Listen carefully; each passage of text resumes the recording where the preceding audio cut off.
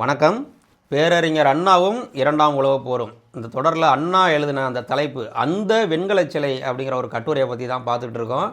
இதில் வந்து ஓல்டிவாஸ்டாக் துறைமுகத்தில் லெனினோட சிலை இருந்ததையும் அந்த ஓல்டிவாஸ்டாக் துறைமுகத்துக்கும் இந்தியாவுக்கும் உள்ள தொடர்பை பற்றியும் போன காணொலியில் பார்த்தோம்.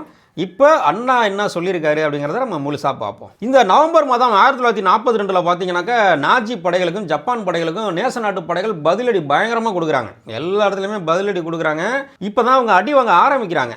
அச்சு நாடுகள் ஜெர்மனி, ஜப்பான், இத்தாலி இவங்கெல்லாம் கொஞ்சம் கொஞ்சமாக நேச நாட்டு படைகள்கிட்ட அடி வாங்கிட்டு இருக்காங்க உலகம் பூரா. இதில் ஜப்பான் என்ன பண்ணுதுன்னு சொன்னால் ஒரு சில இடத்துல தோல்வி அடைஞ்சோன்னே பர்மாவில் ஆயுதங்களை குவிச்சு அசாமை தாக்குறாங்க இந்தியாவில். அது குறித்தெல்லாம் அண்ணா என்ன சொல்கிறாருன்னு சொன்னால் இப்போல்லாம் வந்து ஒன்றும் முடியாது, இந்தியாவில் வந்து கடலோர பாதுகாப்பு எல்லாம் வந்து அருமையாக இருக்குது, நம்ம இந்திய வீரர்கள்லாம் சிறப்பாக செயல்படுறாங்க, அதனால் இந்த முறை வந்து ஜப்பானால் நம்மை வீழ்த்தி விட முடியாது, நம் மக்கள் அனைவருமே தியாகம் செய்வதற்கு தயாராக இருக்கிறாங்க, பிரிட்டிஷாரின் இராணுவ படை வந்து நம்ம இந்திய வீரர்கள் உதவியோட சிறப்பாக செயல்படுது, அதனால் ஜப்பானின் பாச்சாலாம் பலிக்காது அப்படின்னு அண்ணா சரியாக எழுதியிருக்காரு. அவர் சொன்ன மாதிரி தான் நடந்துச்சு. அஸ்ஸாமை தாண்டி அஸ்ஸாமை பிடிக்கவும் இல்லை, அஸ்ஸாமை தாண்டி வரவும் முடியலை. யாரால? ஜப்பானால். அந்த பக்கம் ஈஸ்டர்ன் ஃப்ரண்ட்டில் பார்த்தாக்கா ரஷ்யாவை அடிக்கிறாங்க ஜெர்மனி. போன காணொலியிலே நம்ம சொல்லியிருப்போம், ஒரு அடி நிலத்துக்கு ஒரு ஜெர்மானியன் உயிர் வேணும் அப்படின்னு சொல்லி ரஷ்யர்கள் போர் புரிஞ்சிட்டு இருக்காங்க. இருந்தாலும் ஜெர்மனி மசியலை, எவ்வளவு ஜெர்மனிய வீரர்கள் சேர்த்தாலும் பரவாயில்லன்னு சொல்லி ராணுவ தளவாடங்களை குவிச்சு அடிக்கிறாங்க. ஸ்டாலின்கிராட்ல பெரிய போர் நடக்குது. இரண்டாம் உலக போர்லேயே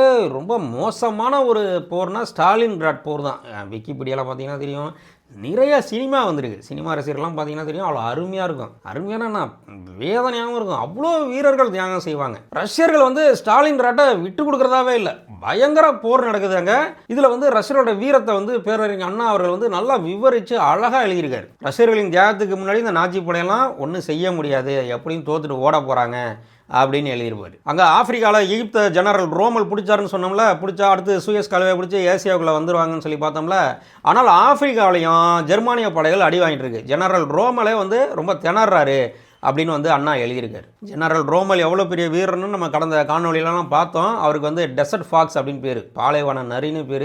நேச நாட்டு படைகளே வந்து அந்த ஜெனரல் ரோமலை பார்த்து நடுங்கியிருக்காங்க அந்த காலத்தில். அவரை பற்றியெல்லாம் நிறைய சினிமாக்கள் உண்டு. ஆனால் ஸ்டாலின்கிராட்டில் வந்து போர் உச்சத்தில் இருக்குது. ஹிட்லர் வந்து விமானப்படை, டாங்கி, இராணுவம், அதாவது தரைப்படை, இப்படி எல்லா வகையிலையும் முயற்சி பண்ணுறாரு ஸ்டாலின்கிராட்டை உடச்சிட்டு உள்ளார போகணுன்னு.